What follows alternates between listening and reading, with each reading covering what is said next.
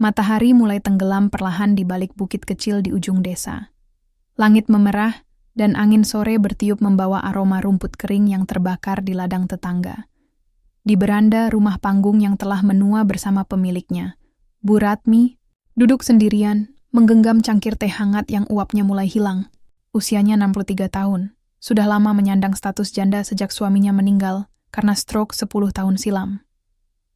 Ia mengenakan daster batik lusuh yang mulai longgar di tubuhnya yang kurus, namun masih tersisa siluet yang pernah menggoda masa mudanya. Wajahnya keriput, tapi matanya tetap menyimpan tatapan yang dalam. Mata perempuan yang lama tidak disentuh, lama tidak dimanja, dan terlalu sering pura-pura kuat. Sejak kepergian suami, malam selalu menjadi waktu paling menyiksa. Siang bisa dihabiskan dengan membersihkan rumah, menyapu halaman, atau sekadar bercakap dengan tetangga. Tapi malam membuatnya sadar betapa kasurnya terlalu dingin dan tubuhnya terlalu sunyi. Ia sering berbaring memeluk bantal guling, sesekali menggigit bibir karena ingatan-ingatan nakal yang muncul dari masa muda. Ya, bahkan di usia 60-an, hasrat itu tidak benar-benar mati. Ia hanya tertidur, menunggu disentuh kembali. Suatu sore, saat sedang menyapu halaman, datanglah undangan dari tetangga dekat. "Selamatan 7 bulan cucu Pak Rohman, Bu. Malam Jumat, jangan lupa datang ya. Pak Karta juga katanya mau datang loh," ujar tetangga itu sambil tersenyum penuh arti. Nama itu, Pak Karta, langsung membuat hati Bu Ratmi bergetar pelan. Duda berusia 48 tahun, juragan sapi yang punya peternakan sendiri di ujung desa. Pria itu sudah lama tinggal sendirian sejak ditinggal istrinya karena kanker. Kata orang, dia lelaki yang masih kuat, tubuhnya tegap dan kulitnya legam oleh matahari. Tapi yang paling diingat Bu Ratmi adalah caranya memandang, seolah bisa menelanjangi hanya dengan tatapan. Malam Jumat tiba. Bu Ratmi mengenakan kebaya kuning sederhana, menyisir rambutnya rapi, dan menyemprotkan sedikit minyak wangi sisa pemberian anak sulungnya. Ketika ia memasuki rumah Pak Rohman, keramaian menyambut, tapi yang langsung menyita perhatian adalah tatapan itu. Pak Karta duduk di pojok, mengenakan batik gelap dan kopiah miring, senyumnya menyungging saat mata mereka bertemu. "Bu Ratmi," sapa Pak Karta sesaat setelah ia selesai makan, "masih secantik dulu. Saya pikir kecantikan itu sudah pergi bersama almarhum." "Pak Karta, bisa saja," jawab Bu Ratmi sembari tertawa kecil. Namun dalam dadanya, ada sesuatu yang mencair. Matanya menunduk, tapi bibirnya mengulum senyum malu-malu. Obrolan mereka mengalir seperti air lembut dan perlahan. Pak Karta menanyakan kabar, mengenang masa muda, bahkan bercanda tentang tubuh yang sudah tak sekuat dulu, tapi suara tawanya dalam dan hangat.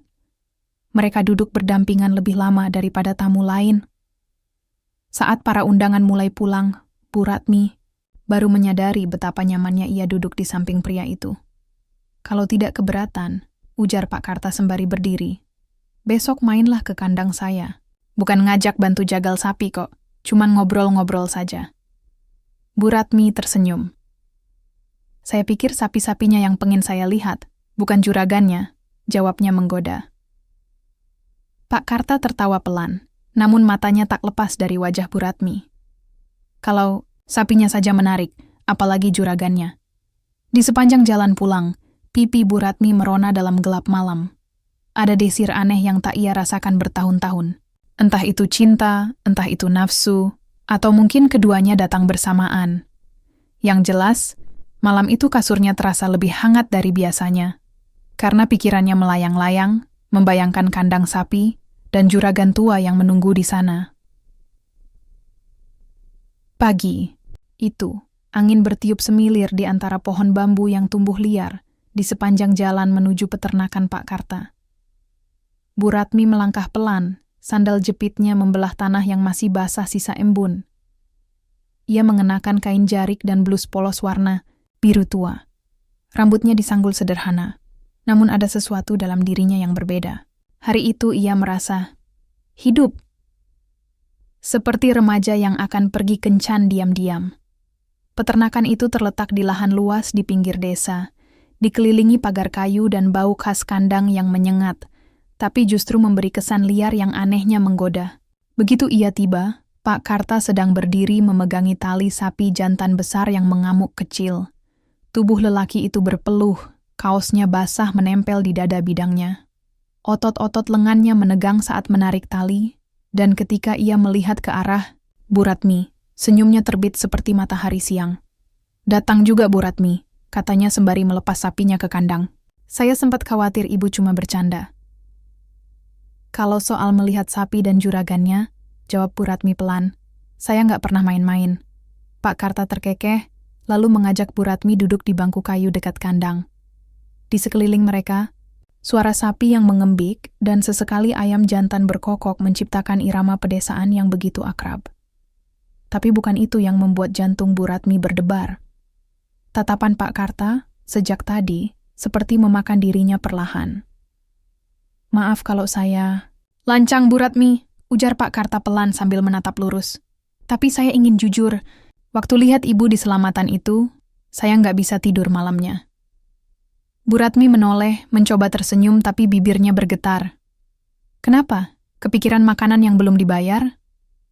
"Bukan," jawabnya sambil mencondongkan tubuh sedikit.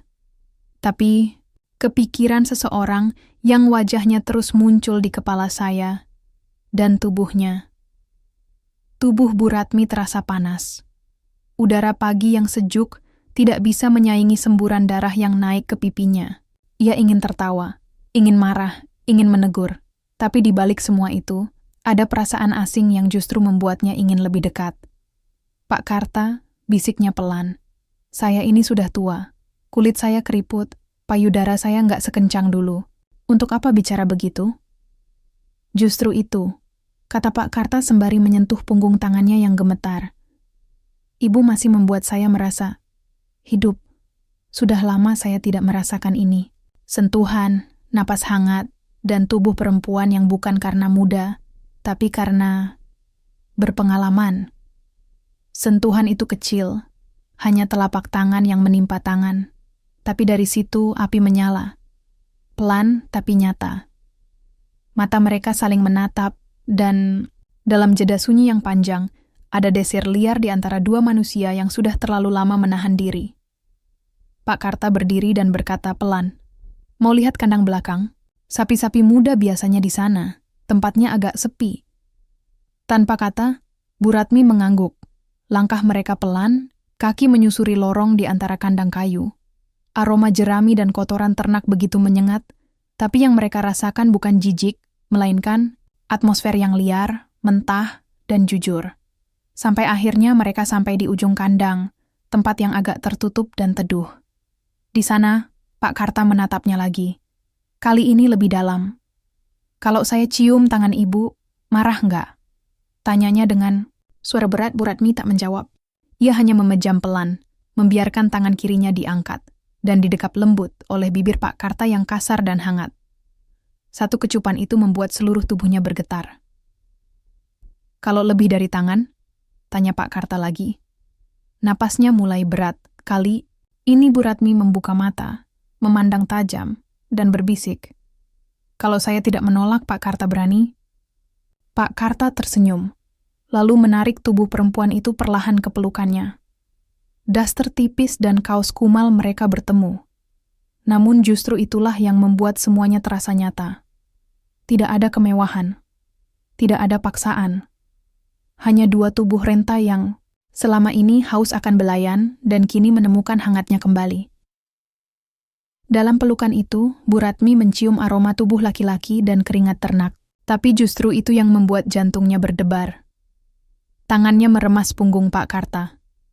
Bibir mereka saling mencari, saling mencicipi masa lalu dan kerinduan yang tak pernah padam. Dan di pojok kandang tua itu, di antara suara sapi dan angin siang yang membawa aroma jerami, dua tubuh senja mulai saling menemukan kembali jati dirinya sebagai manusia yang masih mampu mencinta dan menyentuh. Hari-hari setelah pertemuan di kandang itu terasa berbeda bagi Bu Ratmi. Tiap pagi ia terbangun bukan karena alarm atau ayam berkokok, tapi karena bayangan tangan Pak Karta yang menyentuh wajahnya dengan lembut. Malam-malamnya dipenuhi dengan kenangan bibirnya yang menempel hangat di pipi, lalu turun perlahan ke leher. Semua terasa nyata, meski hanya dalam ingatan. Tubuhnya, yang sudah lama seperti tanah kering retak-retak, kini mulai merekah. Setiap hela napas, setiap gesekan kain di kulitnya, seakan menanti sesuatu yang lebih dari sekadar pelukan. Sore itu, Bu Ratmi datang lagi ke peternakan. Kali ini tak mengenakan daster biasa, tapi kebaya tipis warna krem dengan kain jarik yang diikat kuat di pinggang. Ia berdandan, meski hanya sedikit, bedak tipis, sedikit gincu, dan sisiran yang rapi. Ia berdiri di gerbang kandang, dan dari kejauhan Pak Karta melihatnya, berhenti dari memotong rumput. "Ibu, cantik sekali sore ini," katanya sambil menghampiri. "Saya pikir, sapi-sapi Bapak pantas lihat perempuan yang masih layak dipandang," jawab Bu Ratmi dengan senyum miring. Kali ini mereka tidak banyak bicara. Entah mengapa, ada bahasa diam yang lebih keras dari kata-kata. Pak Karta menggenggam tangannya dan membawanya masuk ke rumah kecil di belakang kandang. Rumah itu dulu untuk menyimpan peralatan, tapi kini telah berubah jadi semacam pondok kayu kecil yang bersih dan sepi. Begitu pintu tertutup, hening menyelimuti mereka. Pak Karta berdiri di depannya, menatap wajah Bu Ratmi dengan sorot yang tak main-main. "Saya sudah lama menunggu ini," ucapnya pelan. "Tunggu apa?" bisik Bu Ratmi. "Tunggu saat saya bisa menyentuh perempuan yang saya mau, bukan karena muda, tapi karena dia hidup, penuh, menggetarkan," katanya sambil menyentuh pipi Ratmi yang mulai hangat. Sentuhan itu turun ke leher, lalu ke pundak. Bu Ratmi memejamkan mata. Jantungnya berdegup cepat, namun tubuhnya tak mundur. Ia justru maju selangkah, membuat dada mereka bersentuhan. Nafas Pak Karta mulai berat, dan tangannya kini menyentuh punggung Bu Ratmi, meraba melalui kebaya tipis yang hanya membatasi kulit mereka dengan setipis harapan. "Kulitmu masih wangi," kata Pak Karta serak, mencium lehernya dengan lembut. "Dan tanganmu," jawab Bu Ratmi dengan napas berat, "masih bisa buat perempuan gemetar." Kancing kebaya mulai terbuka satu persatu. Bukan karena nafsu liar, tapi karena kebutuhan yang menumpuk bertahun-tahun. Tiap sentuhan adalah peluruhan, tiap ciuman adalah pengakuan bahwa tubuh mereka mungkin renta, tapi masih bisa saling membuat bergelombang seperti ombak kecil di pantai. Senja Pak Karta membawa Bu Ratmi ke dipan kayu yang dialasi tikar pandan dan selimut tipis. Di sana mereka rebah. Tidak terburu-buru, tidak saling menyerbu, tapi seperti dua orang yang sudah saling kenal lama dan tahu di mana harus memulai. Jarik dilepas perlahan, kebaya dibiarkan jatuh begitu saja. Kain-kain menjadi saksi tubuh perempuan yang selama ini tersembunyi dalam sepi, kini terbuka dalam cahaya sore yang menyusup dari celah kayu. Tubuh Pak Karta menyelimuti Bu Ratmi. Hangat, berat, namun penuh kelembutan. Mereka tak berbicara lagi. Yang terdengar hanyalah desahan lirih dan napas-napas yang bersahutan. Suara kayu berderit pelan, dan angin dari jendela membawa aroma tubuh mereka keluar, menyatu dengan wangi rumput dan keringat ternak. Waktu terasa berhenti. Dalam pelukan yang lama, di bawah cahaya jingga senja, dua tubuh renta bersatu. Bukan sekadar untuk memuaskan hasrat, tapi untuk membuktikan bahwa cinta, kehangatan, dan sentuhan bukan hak istimewa anak muda saja. Bahwa bahkan di usia senja, tubuh tetap bisa bicara, merintih, dan menggigil dalam pelukan orang yang tepat. Sore itu, Bu Ratmi tertidur di dada Pak Karta. Ia belum pernah merasa serileks ini. Dan saat Pak Karta membelai rambutnya perlahan, ia berbisik pelan di telinganya. "Kalau aku mati besok, aku sudah bahagia hari ini." Bu Ratmi menggenggam tangan lelaki itu lebih erat.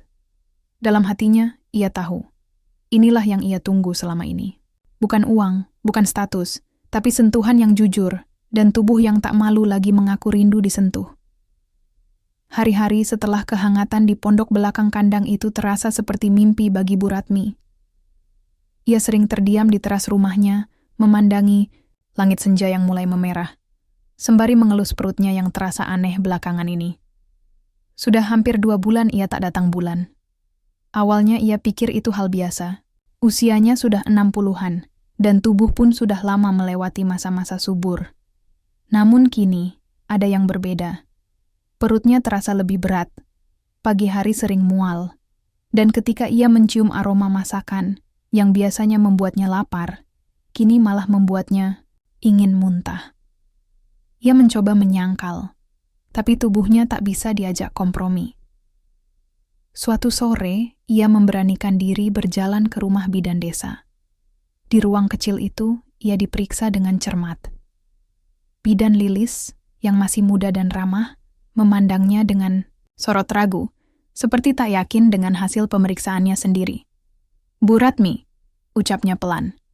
"Maaf sebelumnya, tapi hasilnya positif. Ibu sedang hamil. Dunia seakan berhenti. Bagaimana bisa?" Suara Bu Ratmi bergetar. "Saya sudah melewati masa itu. Ibu mungkin salah satu dari kasus langka. Kadang, tubuh perempuan menyimpan keajaiban. Dan, ya, ini nyata. Ibu sedang hamil." Ratmi pulang dengan langkah gemetar. Bukan karena takut, tapi karena tidak percaya. Dalam dirinya tumbuh sesuatu yang tak ia sangka akan kembali ia rasakan. Kehidupan. Sebuah benih hasil dari pertemuan dua tubuh yang saling membutuhkan. Keesokan harinya, ia menemui Pak Karta di peternakan. Wajahnya kusut, matanya bengkak. Tapi ia tersenyum kecil. "Saya datang bukan untuk marah atau minta tanggung jawab," ujarnya pelan. "Ada apa, Ratmi?" Ia menatap mata lelaki itu. "Dalam. Saya hamil." Pak Karta terdiam. Tangannya gemetar. Lalu ia duduk perlahan di atas bangku kayu, memejamkan mata. Lama.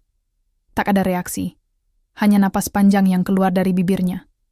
"Kamu yakin?" "Bidan," Lilis yang bilang. "Saya diperiksa." Pak Karta tertawa kecil, tapi ada air mata yang menetes. "Gusti Allah, di usia segini saya jadi calon bapak lagi." Ratmi ikut tersenyum getir. "Kita ini bukan pasangan muda, tapi ternyata tubuh kita belum selesai menulis cerita." Kabar itu menyebar ke desa seperti angin panas. Tak butuh waktu lama, mulut-mulut mulai bergumam. Ada yang mencibir, ada yang mengutuk, ada pula yang hanya bisa geleng-geleng kepala. "Bu Ratmi, hamil?" Astagfirullah. Juragan sapi itu memang aneh. Masa nenek-nenek digarap juga? Namun di balik gunjingan ada yang lebih penting. Cinta dan penerimaan. Pak Karta tak lari dari tanggung jawab. Ia justru datang ke rumah Bu Ratmi dengan niat baik. "Kalau kamu mau," katanya lirih, "kita bisa menikah. Bukan karena malu, tapi karena aku ingin kita tidak sendirian lagi." Ratmi menangis pelan malam itu. Bukan karena sedih, tapi karena untuk pertama kalinya dalam hidupnya yang panjang dan berliku, ada lelaki yang datang bukan untuk menaklukkan, tapi untuk merangkul. Beberapa bulan berlalu. Kehamilan Bu Ratmi menjadi sorotan, tapi lambat laun, desas-desus warga mereda.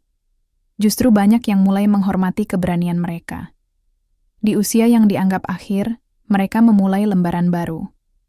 Sebuah rumah kecil dibangun di sebelah kandang, tempat Ratmi dan Karta tinggal bersama. Suasana tenang, damai, dan penuh harapan. Saat bayi mungil mereka lahir, seorang laki-laki sehat yang diberi nama Raka. Seluruh desa terdiam. Tidak ada lagi cibiran, tidak ada hinaan. Yang ada hanyalah kekaguman. Orang-orang yang semula meremehkan, kini mulai percaya. Keajaiban bisa terjadi kapan saja, kepada siapa saja, tanpa memandang usia.